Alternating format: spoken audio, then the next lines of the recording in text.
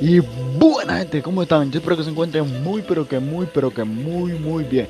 Señores y señoras, en esta ocasión nos trasladamos hasta Atochami y nos encontramos con la representante de Mary Bonore de Fenucci. Y estas fueron las palabras de ella.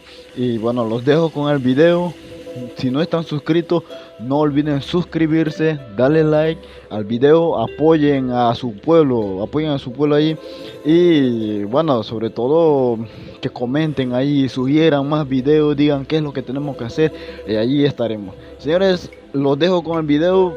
Las reacciones yo lo voy a leer en el comentario. Bueno, dejen sus reacciones, si está bien o está mal.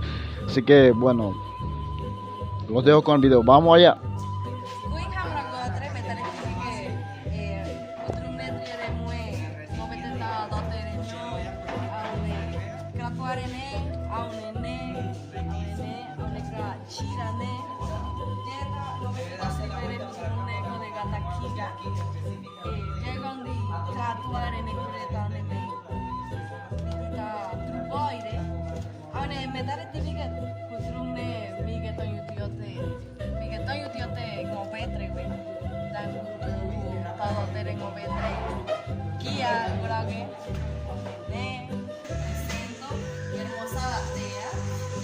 Uno de los ranchos de Colenca Cochabamba. Como podemos observar, aquí tenemos parte de lo que es la gastronomía Nové.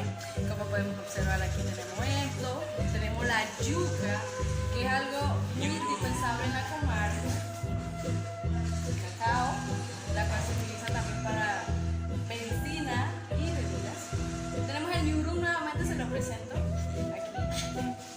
Y el tiquimá, que por lo general es muy consumible en los pueblos indígenas, específicamente nosotros los móviles. Y aquí Ucio, donde tomamos chicha, comemos comida, arroz, es algo bien tradicional.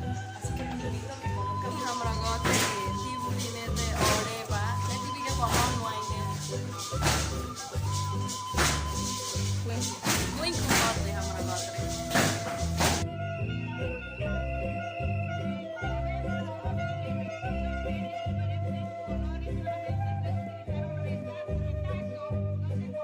La chicha de nuestro pueblo.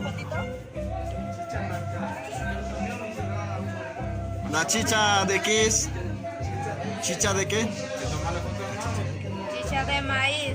Chicha de maíz. Para todos ustedes, nuestra actual representante.